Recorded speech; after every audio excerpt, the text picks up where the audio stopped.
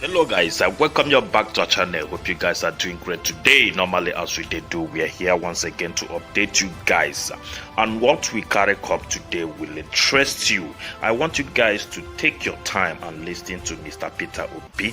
Mr. Peter Obi had an interesting interview yesterday with Arise Television where he was asked so many questions, and his response shows how intelligent this man is. I'm here to bring to you the full interview, but I will be starting video from where he responded to El Rufai's statement. Recall that El Rufai had, while featuring on the channel's television program over the week, dismissed Obi's chances in forthcoming presidential election.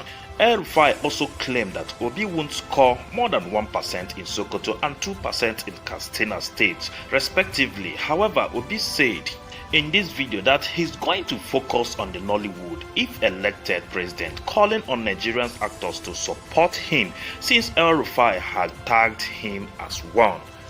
Guys, this interview is a huge one.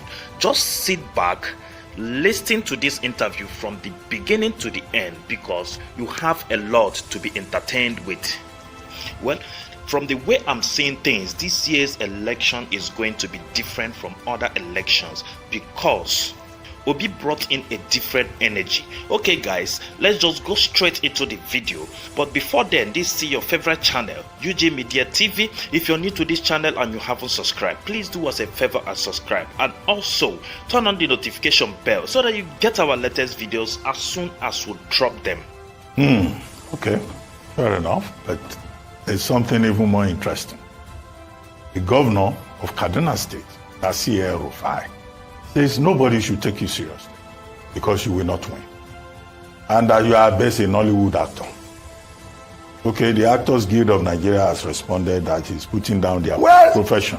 They don't need to protest. El Rufai says you can't score more than 1% in Sokoto, 2% in Katsina, maybe 5% in Kano, and that's all there is, and that you should focus on Nollywood. Well, I thank El Rufai for what he said. At least he gave me some percentage. So I'm going to work hard to improve those percentage. And he recognized the fact that I'm an actor. And I think part of what is holding this country from development is recognizing those engines that will develop us. One of the most critical places I want to focus is improving our entertainment industry, which includes the Nollywood. And now that I'm an acclaimed actor, I'm asking all those who are involved in the entertainment industry, being one of them, to support me so that I can improve their position. What else can you do when people in your industry, when those who are here have recognized me as one of them, I urge them to support me so that we can be able to ensure that I build their business better. Okay, but before we go, Mr. Peter Obi, there have been reports of defections from your party to other parties in Ekiti, specifically, Bauchi, specifically, and even more, Jigawa. And we just have, as it is now, it's a matter of days to the presidential election. How are you addressing this division, this defection from your party to other parties? Quite frankly, Ruben, I'm focused on building a new Nigeria, not on defections. For me today, Nigeria have a huge problem. Ruben, we live in a country today that has huge debts that we don't know where we're going to start dealing with it. We have a country where 139 million people, 33 million people are in poverty. We have a country with over 20 million out of school children. How do you now worry about who is defecting to what? My concentration is, how do we start pulling people out of poverty? How do we start securing people? People are insecure here. So that's not what will worry me. For example, you mentioned where people are defecting in the north, where I will get 1 vote or where I will get 2 votes. Ruben, I went to Bauchi. You must have heard it because it was in your news. And I went to pay my respects to Tafa Balewa.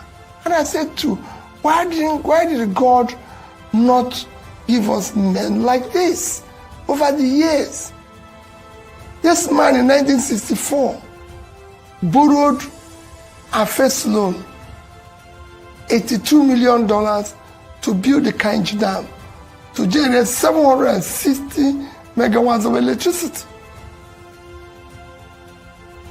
I have a letter to the World Bank. I have a reply. Ruben, 59 years after, our debt is 77 trillion naira. I don't know which rate to use, but since my own rate is usually 650, but if I use the government rate, official rate, 410, am I right? That will give you about $187 billion. Ruben, that $82 million then is about approximately now about $1,250 million. If you divide it with 187 billion, but with 187, it will give you approximately today about 150 Kainji dams. Where is it? That's what you should be worrying in Nigeria. Not that Mr. Obi defected from this place to that place. A new Nigeria is possible. That's what Dati, Baba Ahmed, and myself are offering Nigerians. It is time to do a proper generational change by saying these parties have tried for the past 20 years. All Nigeria produces insecurity, worsened, poverty, doubled, out of school children, worsened, our primary health care collapsed, debt, I don't know how I would say quadrupled down, debt, you know what debt, so everything are headed south. We have overtaken India in infant mortality. Fuel scarcity, all sorts of things are going wrong. So for me, our concentration bill, how do we start reversing this? That's what we should do. Okay. I'm offering myself this job saying this year's election should not be based on tribal, religion, or my turn. It is turn of Nigerians to take back their country and start rebuilding it. If there's anybody who will say turn, it's me. I'm a proud Igbo man. I'm a proud Southeasterner. But I'm doing this election as a more proud Nigerian who believes that if I have the opportunity, 5 years, Nigerians will stop saying where they came from. But they will be happy that they're Nigerians because we'll start building a new Nigeria that everybody should be proud of. That is what should be a worry. Not that, oh, this happened or this person defected. For me, let's start now. Okay, I mean, you've been on the campaign trail, visited so many parts of the country, but what we're hearing now is that there are many Nigerians that are concerned about whether or not this election will hold.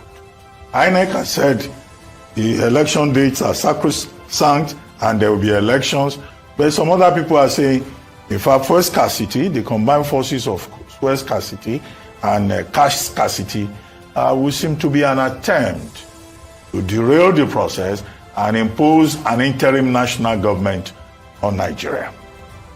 Well, I don't really see how cash scarcity. I don't see how the cash scarcity affects that. Are they going to take their cash now, their voter's card? That is the more reason they should go out and vote. Let's start doing things in a different.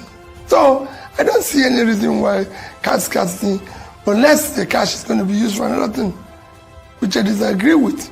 fuel scarcity, all these things can be improved. For me, if we had done the right things by removing subsidy and making sure that this is available, it would have been solved since, Ruben. Let us stop dribbling about Nigerians. Nigeria is a country blessed with a lot of factor endowment for each region and can easily be turned around as quickly as possible. It is time for people, this election should be on character we can trust, on competence, commitment, and above all, compassion for the people suffering masses of Nigeria. This election should be about those who have the mental and physical capacity to deal with this job. Let us not waste, we wasted our time, long time trying to say, oh, we'll go this way and everything. How about these considerations, whether it's tribe, whether it's religion, all those who use all this to come into office.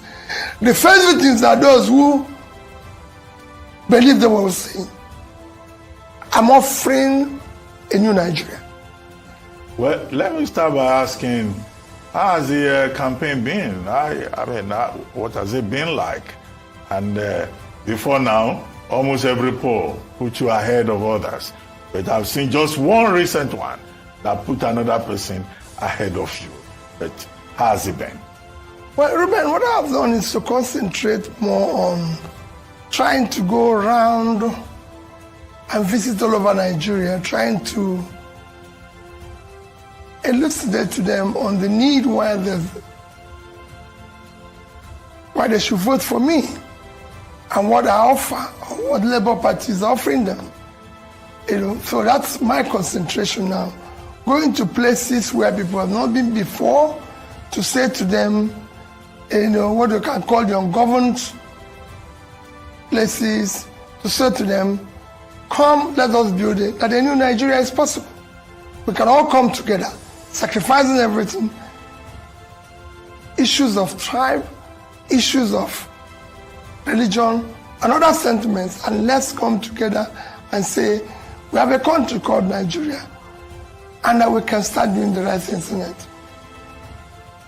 Well, okay, let's talk about some of the major issues. I've seen you in the papers today, some reports coaching you, saying that the currency redesign, which is causing a lot of upset, a lot of, concerns among Nigerians.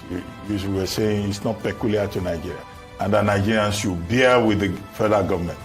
But we see these same Nigerians, they can't have access to the new Naira notes, whether at the banking halls or at the ATMs or through POS or through cash swap program. In fact, so bad that people have gone to the streets in parts of Nigeria, in Warri, in Benin, elsewhere, in Ibadan, to protest.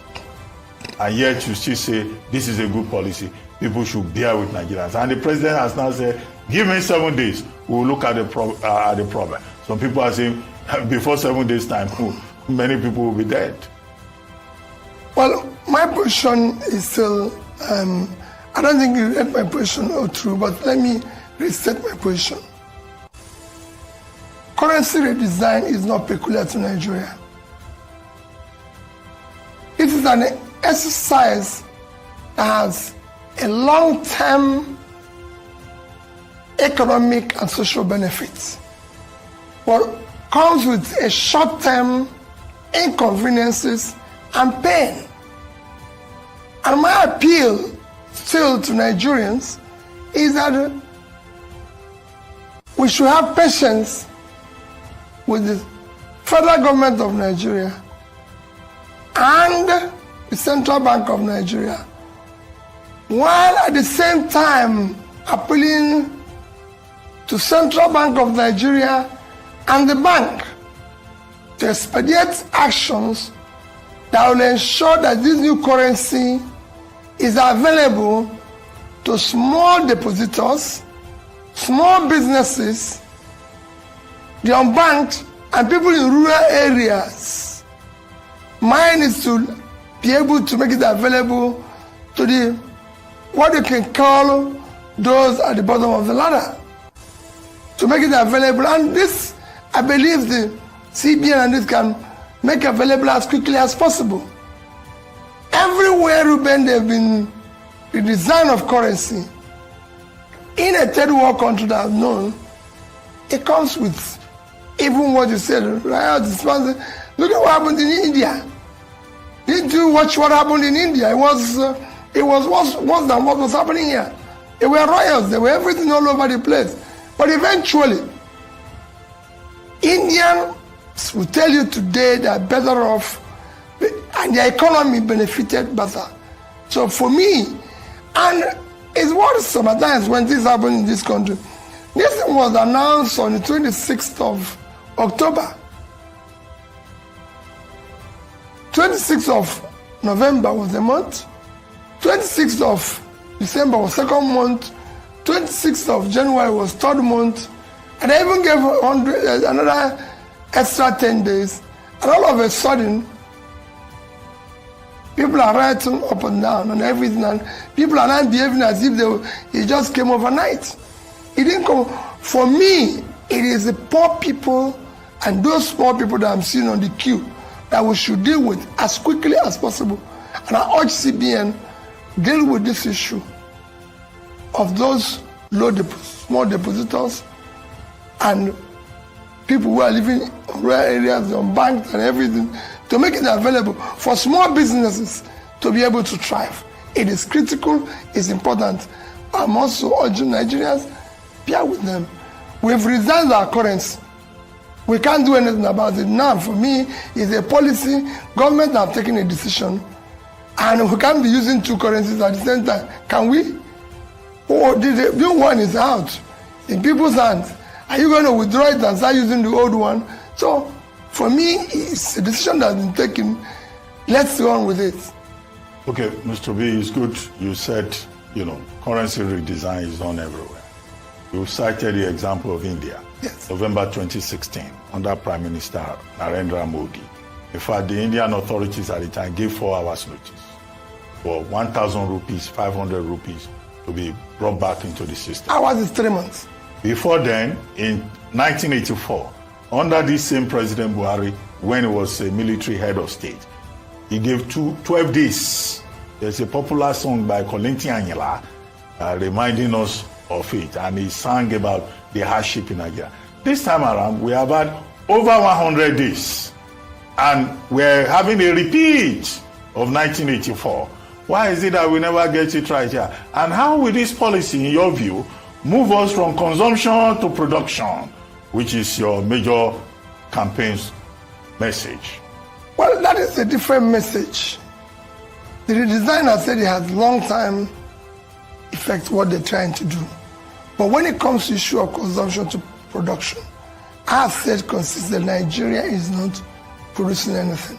That is why you have all the economic problems you're facing, starting from your unemployment. You have today 35% unemployment with almost over 50% youth unemployment. So you have millions of your youths who don't know where the next meal will come from. That is at the core of your poverty. Because if you say that 193 million Nigerians are living in multidimensional poverty, is because of lack of production. That is the demand of your economic growth. The consequences that you need to deal with it. You're not producing anything. And when I talk about production, the easiest way to show that you're not a producing country is to look at your exports. Look at your food production. Ruben, our country is 200 million people living on 923,000 square kilometers of land. 60% of the arable land are all cultivated. And you're importing food. It shouldn't be. India is 1.4 billion people living on 3.2 million square kilometers of land. They're able to feed themselves and export agricultural products.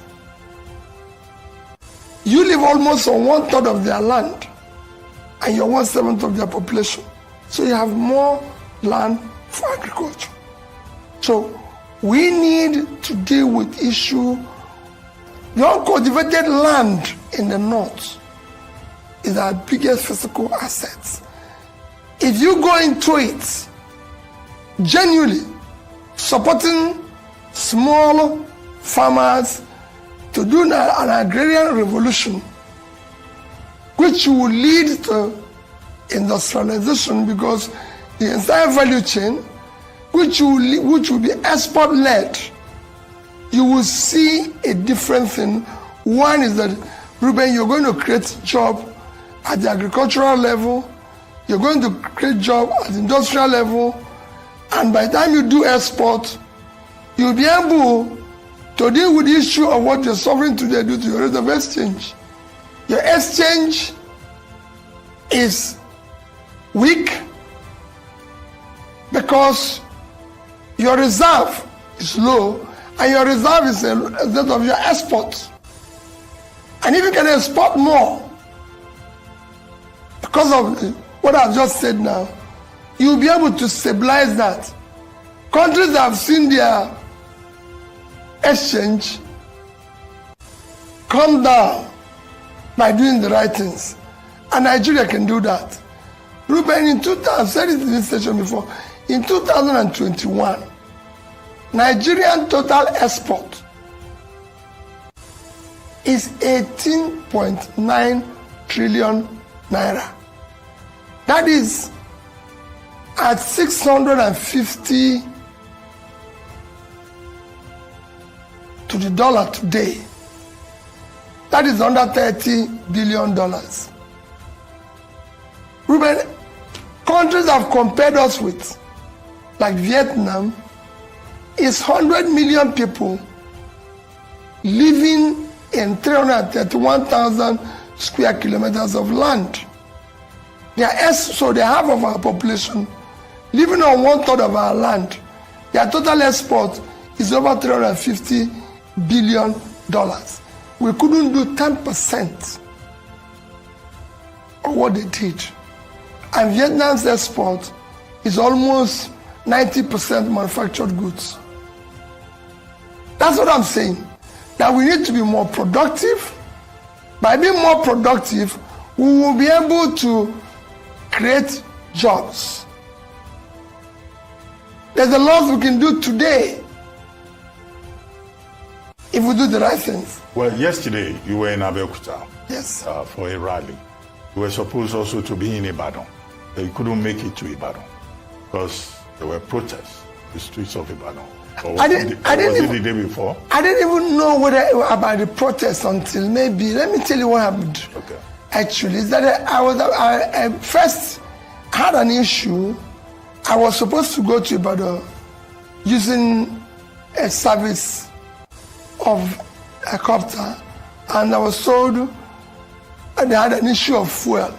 By the time they have finally resolved it about 12:01, they said to me that where I was supposed to land, I shouldn't land there because there's riots.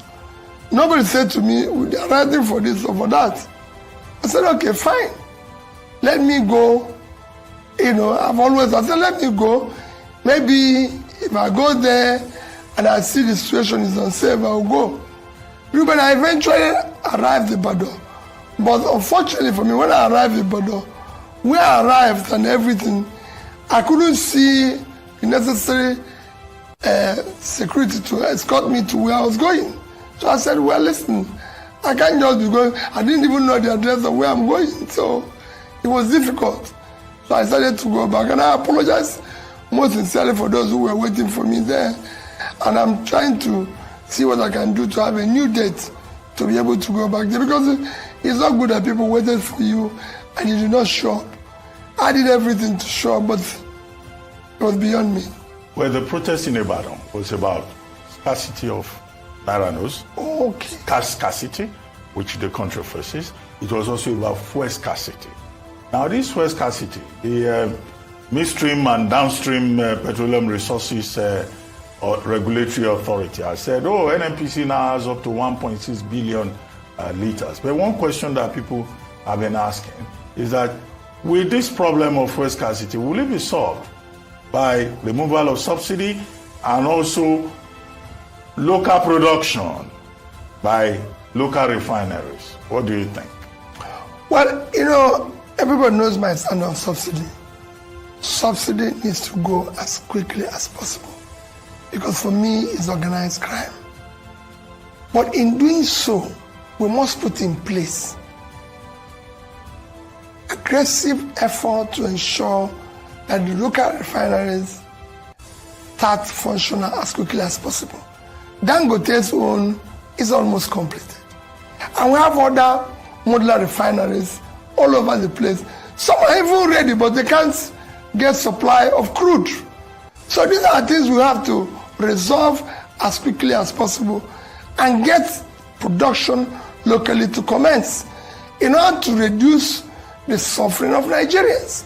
Just like I said, if currency was what the narrative about, let's do whatever we can do to ensure that the people, less privileged people, do not suffer any longer in Nigeria. They're suffering a lot. For me, the government energy should be on protecting and serving the less privileged, small businesses. That is critical. Well, let's take on about two or more other issues. Yesterday, when you were campaigning in Abeokuta, you were campaigning on your record, governor for 8 years in Anambra State.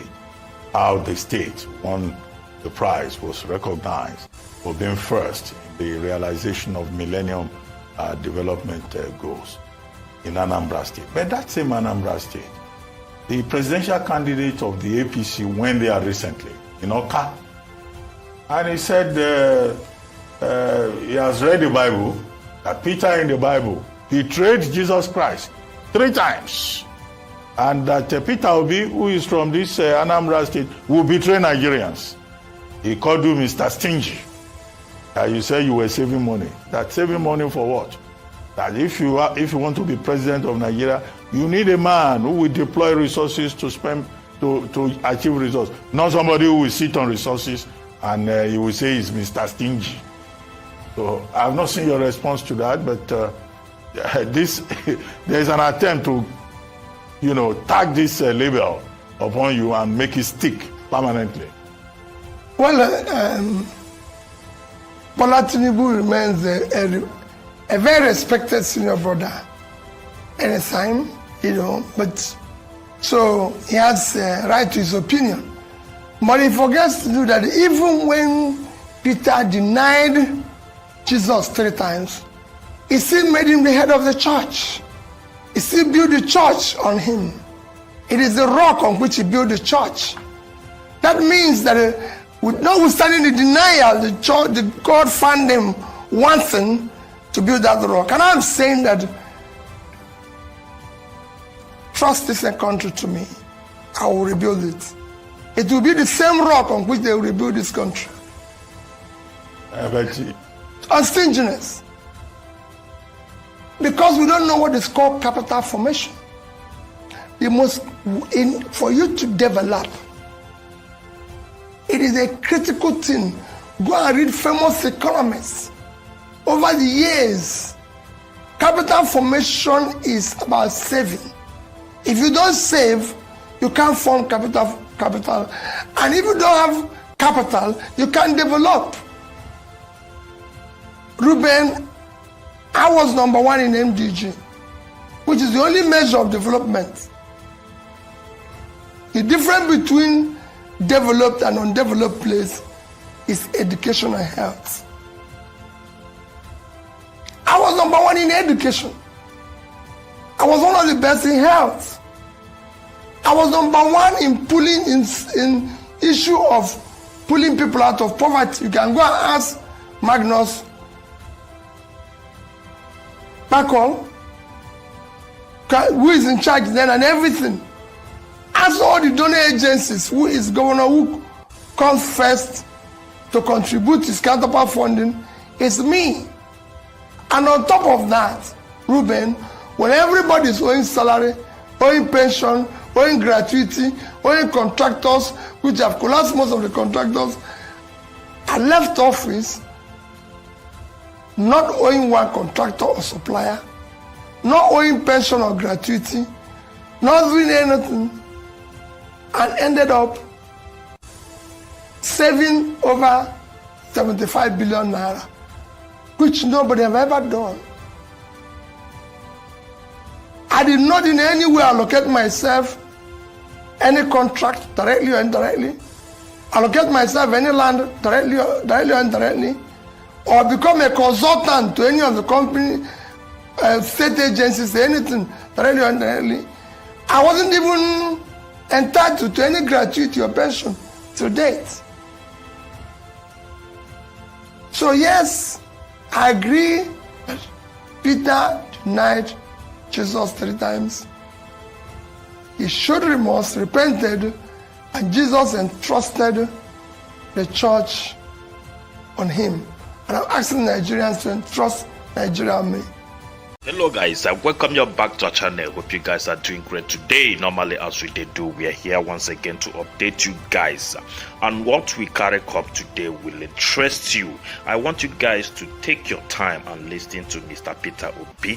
Mr. Peter Obi had an interesting interview yesterday with Arise Television where he was asked so many questions, and his response shows how intelligent this man is. I'm here to bring to you the full interview, but I will be starting video from where he responded to El Rufai's statement. Recall that El Rufai had, while featuring on the channel's television program over the week, dismissed Obi's chances in forthcoming presidential election.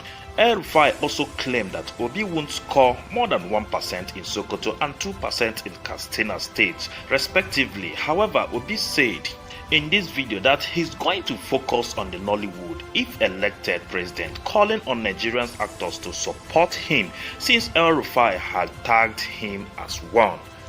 Guys, this interview is a huge one.